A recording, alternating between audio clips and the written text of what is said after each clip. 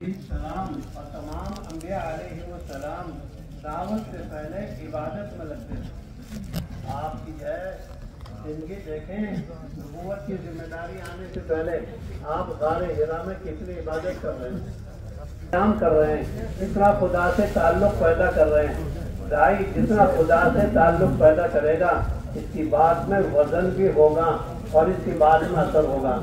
इसलिए दो सूरतें एक साथ हैं, तकरीबन नुज़ूल में भी एक साथ हैं और मौजूदा जो है सूरत मौजूदा तरतीब में भी एक साथ हैं। या अय्युहल मुद्दस्सिर क़ुम फ़अन्ज़िर व रब्बक फ़कब्बिर। इसमें क़याम का हुक्म है और दो क़याम हैं, एक क़याम बिल्लैल है, एक क़याम बिन्नहार है। दोनों जिम्मेदारी बहुत ज़रूरी हैं। अगर क़याम बिल्लैल नसीब है तो उसकी बरकत से इसके अंदर क़ुव्वत आएगी, और क़याम बिन्नहार नहीं है तो ये कमज़ोरी है। दो चीज़ें अलग अलग हैं, एक दावत है और एक जो है दुआ है। अगर दावत में आदमी कामिल है और दुआ में अधूरा है तो इसकी दावत भी जो है अधूरी, और ये दुआ में लगा हुआ है दावत में लगा नहीं हुआ तो इसका ये काम भी अधूरी। दोनों चीज़ें बुनियादी हैं, दावत में भी मशगूल हो, दुआ में भी लगा हुआ हो, इसलिए कि क़ुलूब पर खुदा का कब्जा है। अल्लाह पाक जब चाहेंगे जिसका दिल चाहेंगे फेर देंगे, मामला तो अल्लाह से है। मेरा दिल भी हिदायत पर जमे और सारे आलम को खुदा हिदायत पर जोड़ दे। इसलिए इहदिना सिरातल मुस्तकीम हर सूरत हर रकात में है और सबकी हिदायत मांगनी है और हिदायत की मेहनत भी करनी है। इसलिए क़याम बिल्लैल भी ज़रूरी और क़याम बिन्नहार भी ज़रूरी, और ये नबी के वास्ते से हर उम्मती को ताकीद है। उद्उ रब्बक तदर्रुअन व खुफ़िया, अल्लाह से डरते हुए मांगना है, चुपके चुपके मांगना है और अल्लाह का ताल्लुक पैदा करे। हज़रत मौलाना इलियास साहब रहमतुल्लाह अलैह ने फरमाया, दुआ मांगनी सीखो फ़कीरों से। कितना इसरार करते हैं वो, कितनी तवाज़ु इख्तियार करते हैं, कितनी अपनी ज़रूरत का इजहार करते हैं कि बकील से बकील आदमी देने पर मजबूर हो जाता है। दुआ का इसरार अल्लाह को मतलूब है, अल्लाह को जो है पसंदीदा है। और अकल दर्जा कम से कम दर्जा 3 मरतबा में दुआ मांगे, अल्लाहुम्मा ग़फ़िरली, अल्लाहुम्मा अरहमनी, अल्लाहुम्मा अहदिनी, अल्लाहुम्मा अर्ज़ुक़नी। यानी आदमी इसरार करे, आदमी इसरार करे। हज़रत अली कर्रमल्लाहु वजहहु को अल्लाह के नबी ने दुआ मांगते हुए देखा, दुआ मांगते हुए सुना। क्यों? आप तो मुरब्बी हैं, आप तो सबकी देखभाल करने वाले। अंबिया की तरबियत अल्लाह की तरफ से होती है और नबी अपनी कौम के लिए, अपनी उम्मत के लिए और अपने जो है जिनकी तरफ मबूस होते हैं उनकी जो है तरबियत करते हैं। हज़रत अली दुआ मांग रहे हैं, अल्लाह के नबी अलैहिस्सलाम ने हज़रत अली कर्रमल्लाहु वजहहु की दुआ सुनी और यूँ फरमाया, अम्मी या अली। हज़रत आदम अलैहिस्सलाम ने यूँ नहीं कहा, अल्लाह मैंने जुल्म किया, रब्बना ज़लमना अनफुसना। हमें तो सबकी हिदायत मांगनी होगी, सबकी माफ़ी मांगनी होगी। हमें इहदिनी पढ़ने का हुक्म नहीं है, इहदिना पढ़ने का हुक्म। हमारी दावत भी उमूमी, दुआ भी उमूमी, हमें सबके लिए मांगना है और सबके लिए जो है अल्लाह से सवाल करना है। जो आदमी सारे मोमिनों के लिए और सारी मोमिनात के लिए दुआ करेगा, अल्लाह उसको इजाबत दुआ की नेमत नसीब फरमा देंगे। हर अमल की सुन्नत है, खाने की सुन्नत है खाने में, और पीने की सुन्नत है पीने में, सोने की सुन्नत है सोने में, और दावत की सिफात दावत में तवाज़ो, दावत में इंकिसारी, दावत में सखावत, दावत में भुखा, दावत में आदमी के अंदर खुदा के जो है ताल्लुक का इजहार। जितना दाई सिफात के साथ चलेगा इतना तरक्की करेगा। ज़वात का मामला नहीं है, मामला सिफात का है। हज़रत बिलाल में कुर्बानी पाई गई, अल्लाह पाक ने अजान की खिदमत के लिए कबूल कर ली। हज़रत अब्दुल्ला बिन ज़ैद बिन अब्द रब्बी ही बहुत मशहूर सहाबी नहीं है, गैर मारूफ आदमी है, लेकिन बेचैनी आ गई بے قراری آ گئی، اندر جو ہے لگن لگ گئی، اللہ پاک نے اذان کی دعوت کے لیے، اذان کی خدمت کے لیے قیامت تک کے لیے ان کو چن لیا۔ اور حضرت عبداللہ بن زید بن عبد ربی کی بے چینی اذان کے نزول کا اور اذان کے پہنچنے کا ذریعہ بن گئی۔ دعوت کے کام میں جو آدمی جتنا بے چین ہوگا خدا اس سے اتنا کام لیں گے۔ دائی کی موت اس کی بے چینی کا نہ ہونا۔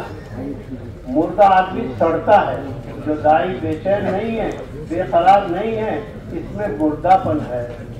دائی تو اپنی بے چینی سے بے قرار ہو۔ اللہ کے نبی علیہ السلام کو اللہ کے نبی تسلی دے، اللہ خود تسلی دے اور یوں فرما رہے لعلک باخع نفسک الا یکونوا مؤمنین۔ دائی بے قرار، میرا گشت ہے، میری ملاقات ہے، آج میرا مشورہ ہے، میرے 3 دن کا خروج ہے، میرا سالانہ خروج ہے، یہ بے چینی آدمی کو اندر لے جاتی ہے۔ اللہ کے نبی کی بے چینی اللہ کے نبی کو ہلا رہی ہے۔ جس درجے آدمی بے چین ہو جائے گا کام میں ترقی کرے گا، اور دائی اگر بے چین نہیں ہے تو یہ اس میں مردے پن کی نشانی ہے، اور مردے آدمی سے خود کو بھی تکلیف، دوسروں کو بھی تکلیف۔ ہو صابر بھی ہو، شاکر بھی ہو، آنے والی ناگواریوں پر صبر کر جائے اور آنے والی نعمتوں پر شکر گزار ہو۔ یہ 2 سیڑھی ہیں، ایک صبر ایک شکر۔ جتنا مزاج میں صبر آئے گا اتنا آدمی آگے بڑھے گا۔ اللہ کے نبی کو اللہ پاک فرما رہے ہیں فاصبر کما صبر اولو العزم، فاصبر کما صبر اولو العزم۔ امر کا تیرا ہے یہ، صبر مزاج میں ہو۔ صبر جتنا آدمی آ جائے گا تو اتنا آدمی دعوت کے کام میں ترقی کرے گا۔ ہمارے حضرت فرماتے رہتے ہیں دعوت کے کام میں صبر تو ایندھن ہے۔ ہر گاڑی کو، ہر سواری کو ایندھن چاہیے، دائی کو صبر چاہیے۔ جتنا صبر کر جائے گا اتنا آدمی آگے بڑھ جائے گا۔ اور ایک مزاج میں شکر ہو، جتنا شاکر بنے گا اتنا خدا کی نوازش سے، خدا کی عطایا سے بخشا جائے گا۔ حضرت عائشہ رضی اللہ تعالی عنہا اللہ کے نبی سے کہتی، اے اللہ کے نبی جی آپ اتنا اپنے آپ کو کیوں تھکاتے؟ سورہ طٰہٰ کے نازل ہونے سے پہلے آپ ایک پیر پر کھڑے ہوتے، ایک پیر پر تہجد میں کھڑے رہتے، عبادت میں اپنے آپ کو پیش کرتے ہیں۔ حضرت عائشہ رضی اللہ تعالیٰ نے کہنے لگی نبی جی اللہ نے جب آپ کو معاف کر دیا ہے تو پھر آپ اتنا اپنے آپ کو کیوں تھکاتے ہیں کہ آپ کے پیر سوج جاتے ہیں، آپ کے پیروں پر ورم آ جاتا ہے۔ فرمایا افلا اکون عبدا شکورا، جب مجھ پر اللہ نے یہ انعام فرمایا میں خدا کا شکر گزار بندہ نہ بنوں؟ شکر گزاری اللہ پاک نے مجھ کو گشت کی توفیق دے دی، مجھ کو تسبیح پڑھنے کی توفیق دے دی، اللہ پاک نے مجھے تہجد میں جگا دیا، میرے اللہ نے مجھے بلا لیا۔ کوئی قدم اٹھتا نہیں، اٹھوایا جاتا ہے، کوئی نیکی ہو نہیں سکتی اللہ کی توفیق کے بغیر۔ وما توفیقی الا باللہ۔ ہمیشہ آدمی صابر ہو، شاکر ہو، آنے والی نعمتوں کا شکر گزار بنے۔ جتنا یہ شکر گزار ہوگا اتنا خدا کی طرف سے اس کو نوازا جائے گا۔ كذلك من الصفات دعوت کے مزاج میں اخلاق کو بڑا دخل ہے، حسن اخلاق، حسن تدبیر، نرمی، کیونکہ جس کو نرمی نہ ملی اس کو بہت بڑے خیر سے محرومی ہو گئی۔ حکمت میں نرمی، لین۔ حضرت موسیٰ علیہ السلام کو اور ان کے بڑے بھائی حضرت ہارون علیہ السلام کو بھیجا جا رہا ہے، اور کیا کہا جا رہا ہے؟ نرمی سے بات کرنا۔ فَقُولَا لَهُمَا قَوْلًا لَيِّنًا، بہت نرمی۔ کیسے؟ فرعون کے لیے جس نے خدائی کا دعویٰ کیا اور معلوم ہے کہ یہ ہدایت پر بھی نہیں آئے گا، لیکن دائی کے لیے کیا حکم؟ فَقُولَا لَهُمَا قَوْلًا لَيِّنًا وَلَا تَنِيَا فِي ذِكْرِي، ذکر کا اہتمام، نرمی۔ نرمی بڑی نعمت ہے۔ جو آدمی نرمی سے نوازا گیا خدا کے خزانے سے بہت بڑی اس کو دہیش مل گئی۔ نرمی، نرم لوہا کاٹ دیتا ہے گرم لوہے کو۔ نرمی بڑی نعمت ہے، لیکن قول میں تو آسان ہے، عمل میں مشکل ہے، نرمی دشمنوں کے ساتھ۔ یوسف علیہ السلام کا قصہ خدا نے بیان کیا ہے نرمی اور اخلاق سکھانے کے لیے۔ حضرت رسول پاک علیہ السلام نے فتح مکہ کے بعد چوکٹ، کعبے کی چوکٹ دونوں طرف سے پکڑ کے یوں کہا، اے مکے والوں بتاؤ تمہارا میرے بارے میں کیا خیال ہے؟ تو کہنے لگے آپ کریم ابن کریم، آپ خود بھی کریم ہیں اور آپ ابن کریم ہیں۔ اللہ کے نبی علیہ السلام نے فرمان تم طلقاء، جاؤ تم آزاد۔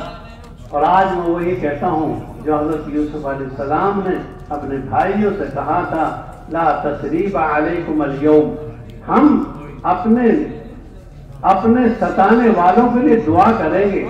پھلدار درخت جو ہوتا ہے وہ پتھر مارنے کے بعد، اینٹ مارنے کے بعد اس کی طرف ڈنڈا مارو، وہ کہتا ہے کیلا لے لو، سنترا لے لو، ناشپاتی لے لو، سیب لے لو۔